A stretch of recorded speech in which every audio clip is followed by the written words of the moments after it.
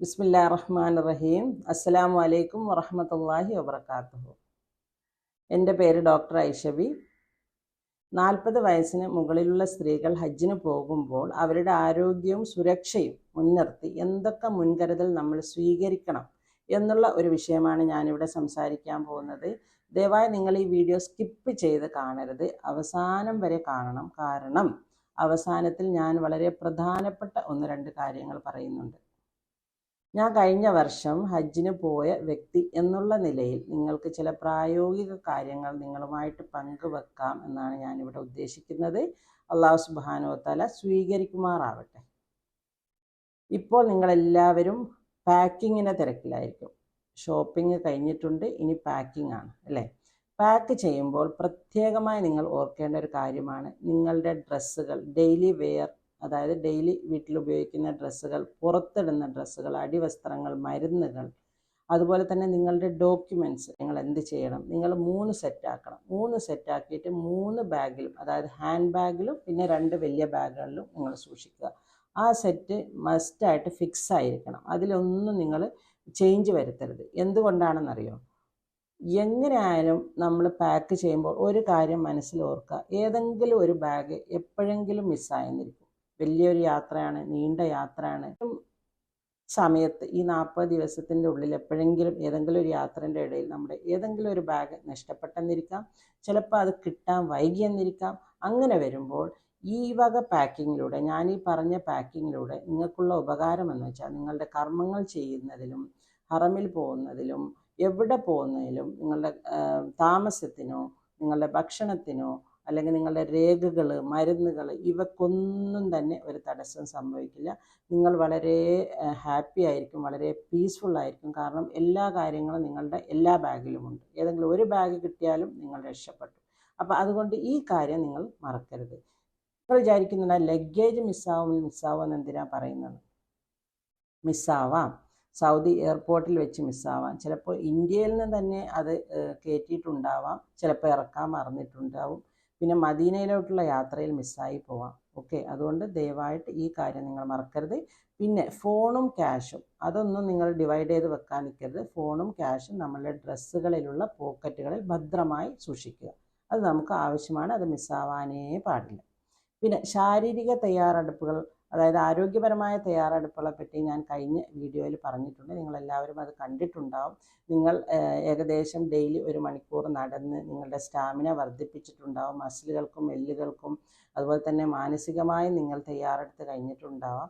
ഡോക്ടറെ കണ്ടിട്ട് പ്രത്യേക ചെക്കപ്പുകൾ, ഫ്രഷ് ആയിട്ടുള്ള ചെക്കപ്പുകളൊക്കെ നടത്തി നിങ്ങളുടെ രോഗവിവരങ്ങളൊക്കെ അറിയിച്ച് അതിനുള്ള മരുന്നുകളൊക്കെ വാങ്ങി നിങ്ങൾ സൂക്ഷിച്ചിട്ടുണ്ടാവാം. പിന്നെ അതുപോലെ തന്നെ എമർജൻസി മെഡിസിനും വാങ്ങിയിട്ടുണ്ടാവും.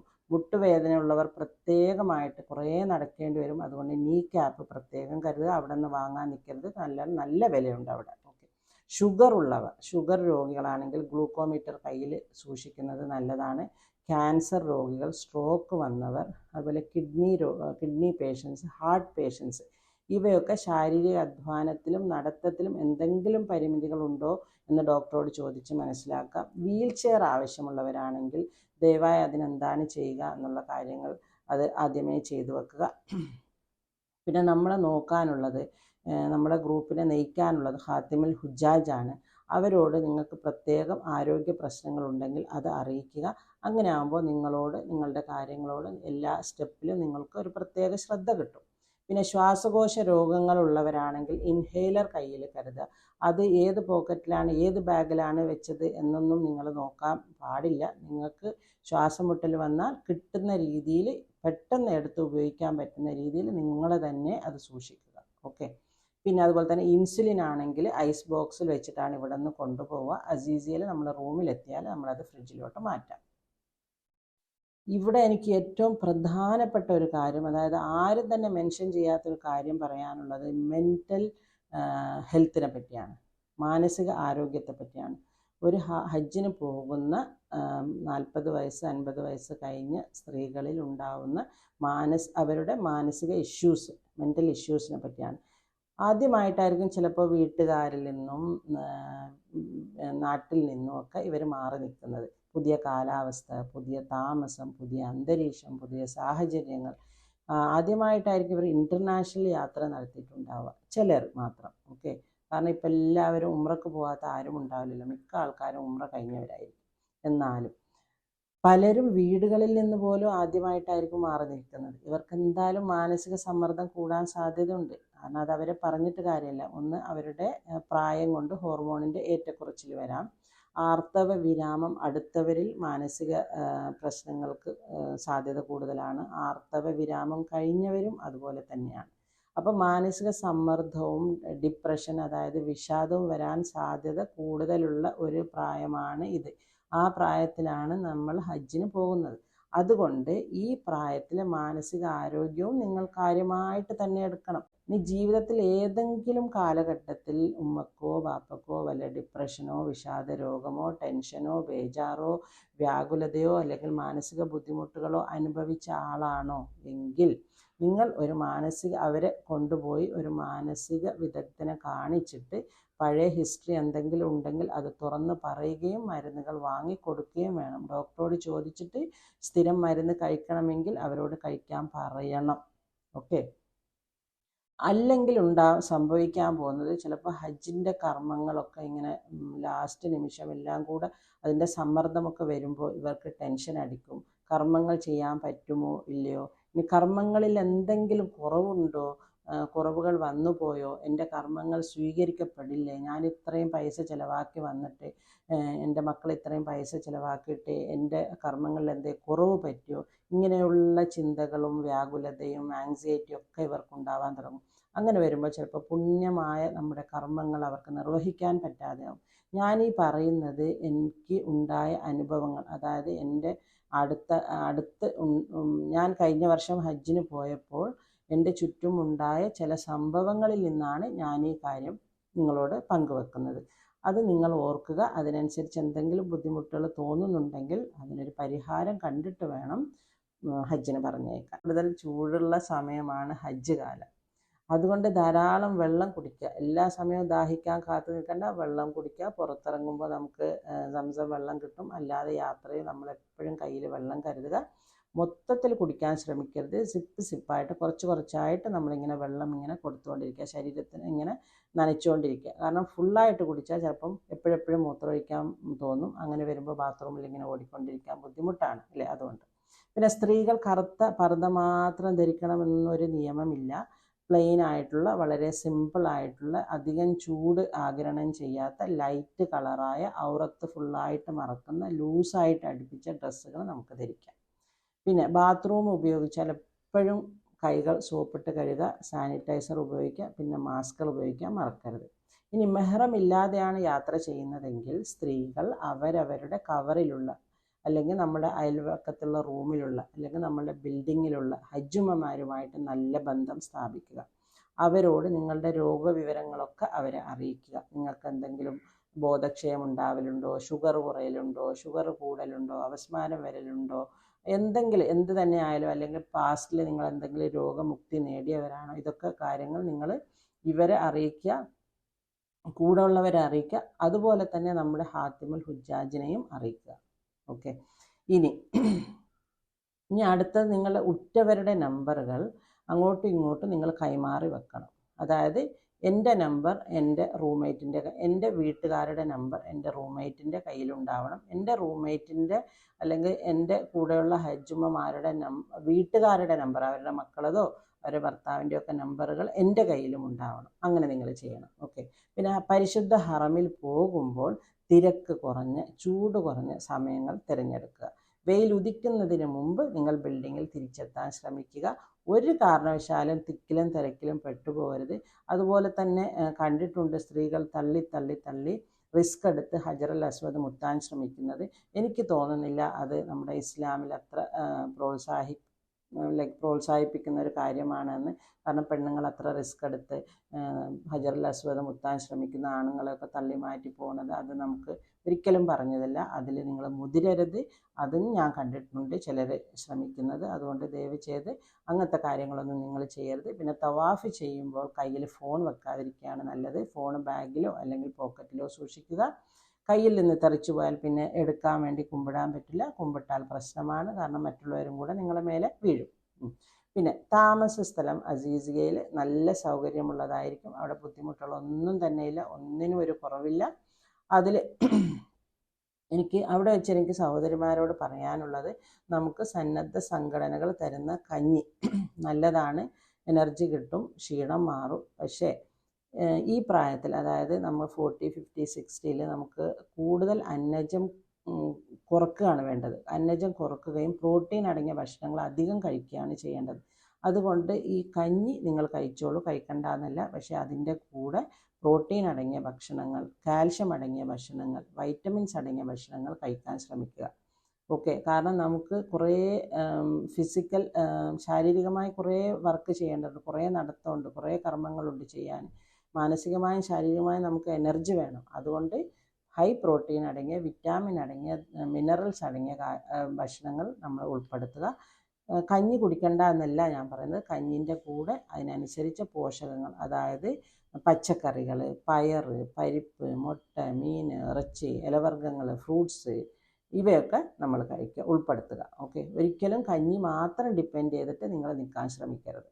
ഓക്കെ, ഇനി വേറൊരു കാര്യം, കഞ്ഞി കിട്ടുമ്പോൾ കൂടുതൽ വാങ്ങിയിട്ട് വെറുതെ റൂമിൽ സൂക്ഷിച്ചിട്ട് അത് കൊണ്ടുപോയി കളയാൻ ആക്കരുത്. കാരണം അത് നല്ലൊരു ഭക്ഷണ പദാർത്ഥമാണ്. അതുകൊണ്ട് നമ്മളതും വളരെ കരുതലോടെ വാങ്ങുക, ഉപയോഗിക്കുകയാണെങ്കിൽ മാത്രം വാങ്ങുക.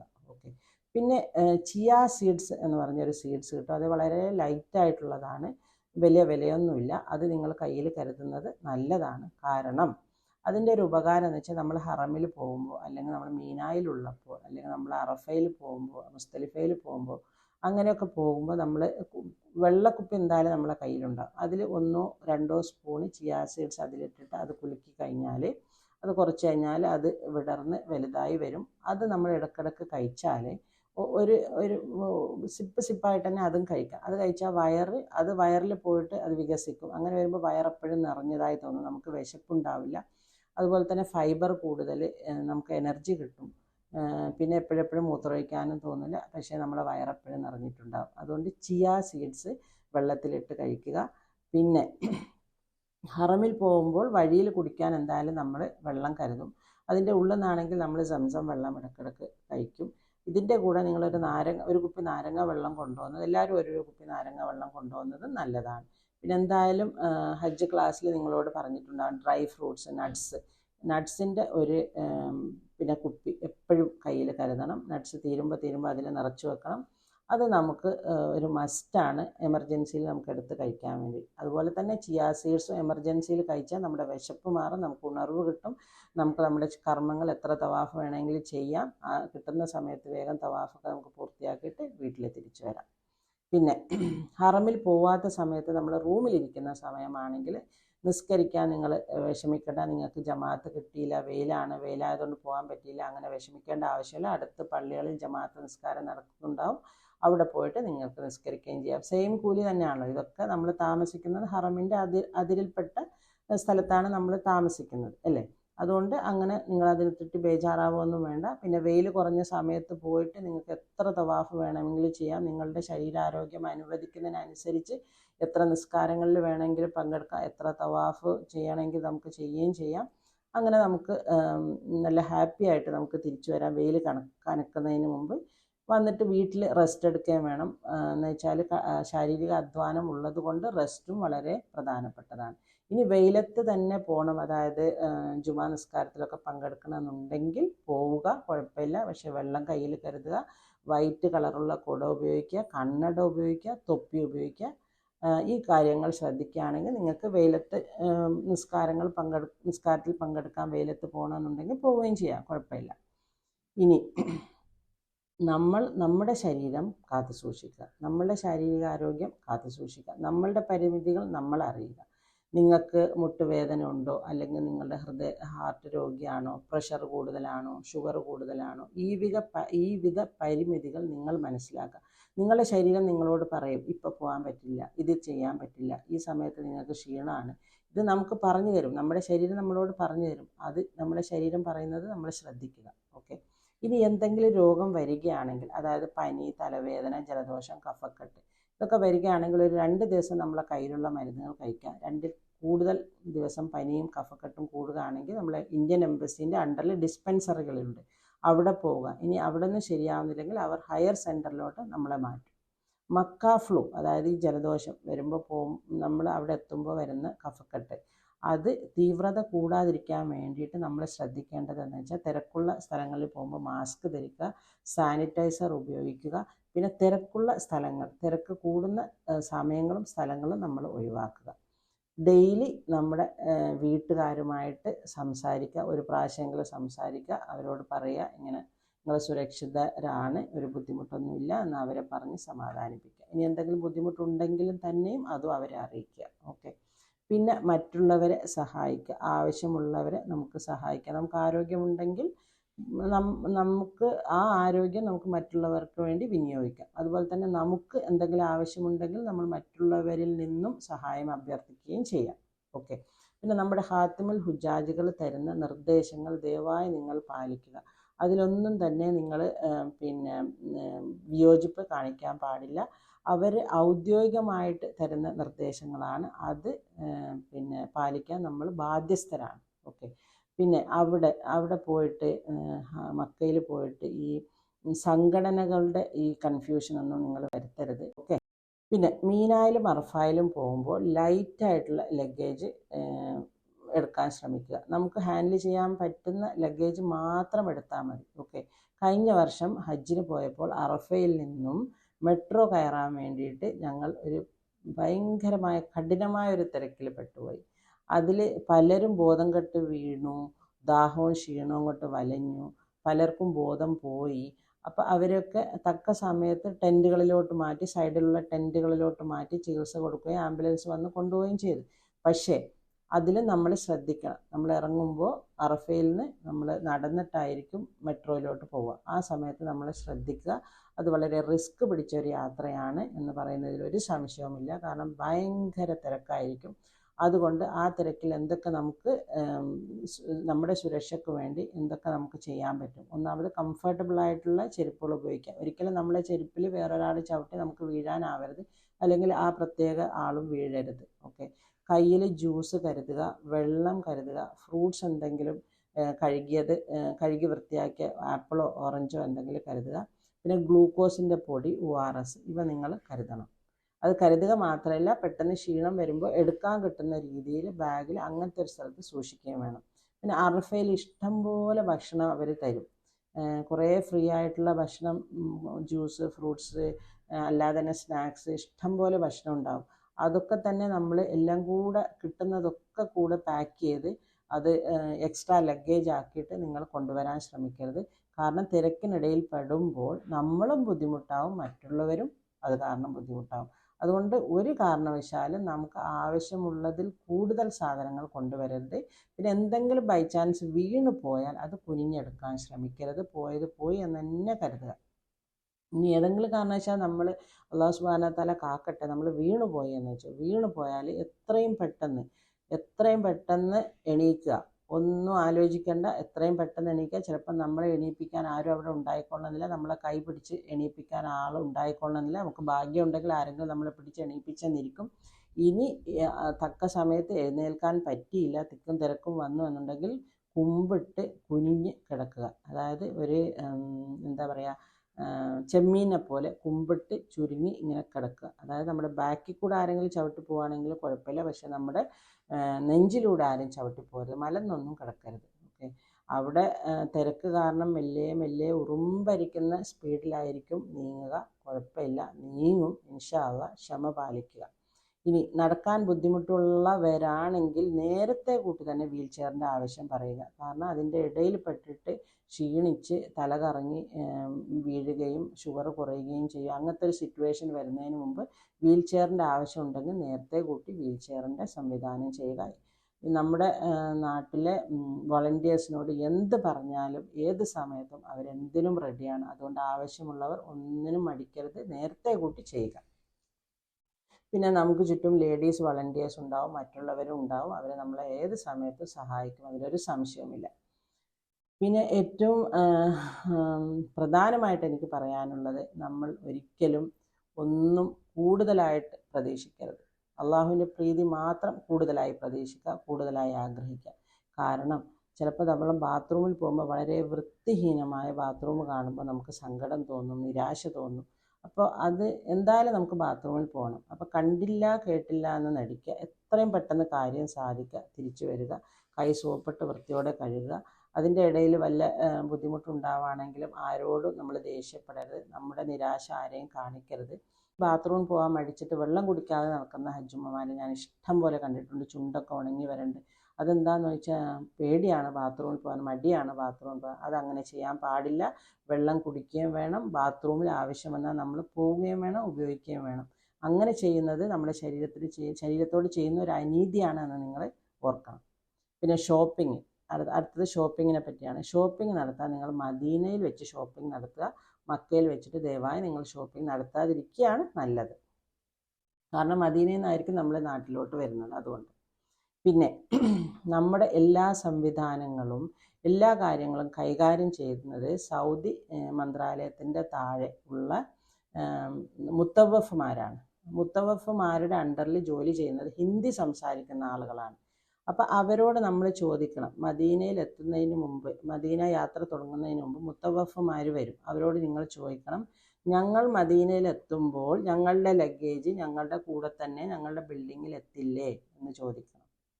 എത്തേണ്ടതാണ്, എത്തണം. കാരണം കഴിഞ്ഞ വർഷം അങ്ങനെയല്ല സംഭവിച്ചത്. ഞങ്ങൾ എത്തുകയും ഞങ്ങളുടെ ലഗേജ് എത്താതിരിക്കുകയും ചെയ്തു. 4, 5, 6 ദിവസം കഴിഞ്ഞിട്ട്, അതും ഹുജ്ജാജുകളും KMCCക്കാരും കൂടെ മുന്നിട്ടിറങ്ങി വണ്ടി പിടിച്ച് മദീന നഗരം മുഴുവനും കറങ്ങി അവർ തപ്പിത്തടഞ്ഞ് ഓരോ ലഗേജും ഞങ്ങൾക്ക് കിട്ടുന്നത് അങ്ങനെയാണ്. അതുകൊണ്ട് ആ സ്ഥിതി ഇപ്രാവശ്യം വരരുത്. ലഗേജ് ഇല്ലാതെ വിഷമിച്ച് ബുദ്ധിമുട്ടി എത്രയോ ഹജ്ജുമ്മമാർ അന്നുണ്ടായിരുന്നു അവിടെ. അതുകൊണ്ട് ഈ കാര്യം നിങ്ങൾ ഉറപ്പുവരുത്തുക, നിങ്ങൾ ചോദിക്കുക തന്നെ വേണം. അതുപോലെ തന്നെ നിങ്ങൾ മദീനയിലെത്തുമ്പോൾ ഭക്ഷണത്തിൻ്റെ കാര്യം നിങ്ങൾ ചോദിക്കുക. മദീനയിലെത്തുമ്പോൾ ഹോട്ടലുകളുണ്ടോ, ബിൽഡിങ്ങിൽ ഹോട്ടലുകളുണ്ടോ, അല്ല പുറത്ത് ആണോ ഞങ്ങൾക്ക് ക്യാൻറ്റീൻ ഒരുക്കിയിരിക്കുന്നത്, എത്ര ദൂരം ഞങ്ങൾ നടക്കണം, ഇങ്ങനെയുള്ള കാര്യങ്ങൾ നിങ്ങൾ ചോദിക്കുക. ഈ 2 കാര്യം എന്തായാലും ചോദിക്കണം. ഓക്കെ. പിന്നെ എന്തുകൊണ്ടാണ് ഞാനീ പറയുന്നത്, നമ്മുടെ അവകാശങ്ങൾ, ഒരു ഹാജി എന്നുള്ള നിലയിൽ നമുക്ക് ചില അവകാശങ്ങളുണ്ട്. ആ അവകാശങ്ങൾ നിരസിക്കപ്പെടുന്നെങ്കിൽ അത് ചോദിച്ചു വാങ്ങാം. കാരണം ഒരു ഹാജിക്ക് ഇത്രയും ക്യാഷ് അടച്ചിട്ട് വേറൊരു രാജ്യത്തിലോട്ട് നമ്മൾ പുണ്യയാത്രക്ക് പോകുമ്പോൾ എന്തായാലും നമ്മൾ അവകാശപ്പെട്ട ചില കാര്യങ്ങൾ നമുക്കുണ്ട്. നമുക്ക് നമ്മുടെ സുരക്ഷ, അതുപോലെ തന്നെ നമ്മുടെ സാധനങ്ങളുടെ സുരക്ഷ, നമ്മുടെ ബേസിക് ആയിട്ടുള്ള നീഡ്സ്, നമ്മുടെ ഭക്ഷണം, നമ്മുടെ ബാത്റൂം, നമുക്ക് പിന്നെ വൃത്തിയുള്ള സാഹചര്യങ്ങൾ, താമസ സ്ഥലങ്ങൾ, ഇതൊക്കെ നമ്മുടെ അവകാശങ്ങളാണ്. ഇത് ലംഘിക്കപ്പെടുമ്പോൾ നമുക്ക് ആരോടും ചോദിക്കാം. നമുക്ക് പേടിക്കേണ്ട ആവശ്യമില്ല, മടിക്കേണ്ട ആവശ്യമില്ല, നമ്മൾ ചോദിക്കണം. കാരണം യാത്രകൾ ബുദ്ധിമുട്ടില്ലാത്ത രീതിയിൽ ഓർഗനൈസ് ചെയ്യാൻ വേണ്ടി ഇവർ ബാധ്യസ്ഥരാണ്. ഈ മുത്തവഫുമാരും അവരുടെ അണ്ടറിൽ ജോലി ചെയ്യുന്നവരും ഇവർ ബാധ്യസ്ഥരാണ്. അവരുടെ കടമയാണത്. അത് അവർ ചെയ്യേണ്ടതാണ്. നമ്മൾ അതിനാണ് ക്യാഷ് കൊടുത്തിട്ട് നമ്മൾ പോകുന്നത്. ഓക്കെ. മലയാളികൾ ബോധവാന്മാരാണ്. അവകാശ ലംഘനങ്ങൾ നടന്നാൽ മലയാളികൾ ചോദ്യം ചോദിക്കും എന്ന് ഭാരവാഹികളും മനസ്സിലാക്കട്ടെ. ഈ മുത്തവഫുമാരും മനസ്സിലാക്കട്ടെ. മലയാളികളോട് ഇങ്ങനെ എന്തെങ്കിലും ചെയ്താൽ അവർ നമ്മളോട് കൈ ചൂണ്ടി ചോദിക്കും, എവിടെ, എന്ത്, എങ്ങനെ എന്നവർ ചോദിക്കും. മറ്റ് ഉത്തരേന്ത്യൻ സംസ്ഥാനങ്ങളിലെ ഹാജിമാർക്ക് ലിഫ്റ്റും AC ഇല്ലാതെ പല ബിൽഡിങ്ങുകളും കൊടുത്തതായി കഴിഞ്ഞ വർഷം അറിയാൻ പറ്റിയിട്ടുണ്ട്. അപ്പോൾ അവകാശ ലംഘനങ്ങൾ നടക്കുമ്പോൾ നമ്മൾ ശ്രദ്ധിക്കണം, നമ്മൾ ചോദിക്കണം. നമ്മളുടെ കാര്യങ്ങൾ നിറവേറ്റി തരേണ്ടത് അവരുടെ കടമയാണ്. ഓക്കെ. അതുപോലെ തന്നെ നമ്മുടെ 3 നേരത്തെ ഭക്ഷണം, അതിനുള്ള സജ്ജീകരണവും നമ്മൾ മദീനയിൽ എത്തുന്നതിന് മുമ്പ് തന്നെ ഇവർ റെഡിയാക്കിയിരിക്കണം. ഇതൊക്കെയാണ് ഞാൻ കഴിഞ്ഞ പ്രാവശ്യത്തെ ഹജ്ജിൻ്റെ എൻ്റെ നേരിട്ടുള്ള അനുഭവങ്ങൾ വെച്ച് നിങ്ങളോട് പറയാൻ ഉദ്ദേശിച്ചത്. ഇനി എന്തെങ്കിലും ഇതിൽ തെറ്റുണ്ടെങ്കിൽ നിങ്ങൾ എന്നോട് പൊറുക്കുക. നിങ്ങൾ ബോധവാന്മാരാവുക. എന്തായാലും എല്ലാവരും പൂർണ്ണ ആരോഗ്യത്തോടെയും ഭയഭക്തിയോടെയും ഹജ്ജും ഉംറയും സിയാറത്തും പൂർത്തിയാക്കി തിരിച്ചു വരാൻ വേണ്ടി ഞങ്ങളെല്ലാവരും പ്രാർത്ഥിക്കുന്നുണ്ട്. ഞങ്ങൾക്ക് വേണ്ടിയും നിങ്ങളെല്ലാവരും പ്രാർത്ഥിക്കുക. നമ്മുടെ രാജ്യത്തിന് വേണ്ടി പ്രാർത്ഥിക്കുക, നമ്മുടെ നാട്ടിന് വേണ്ടി പ്രാർത്ഥിക്കുക, നമ്മുടെ നാട്ടുകാർക്ക് വേണ്ടി പ്രാർത്ഥിക്കുക. അതിൻ്റെ കൂടെ ഈ അടിമയെയും എൻ്റെ ഫാമിലിയെയും നിങ്ങൾ പ്രാർത്ഥനയിൽ ഉൾപ്പെടുത്തുക. അസ്സലാമു അലൈക്കും വറഹ്മത്തുള്ളാഹി വബറകാതുഹു.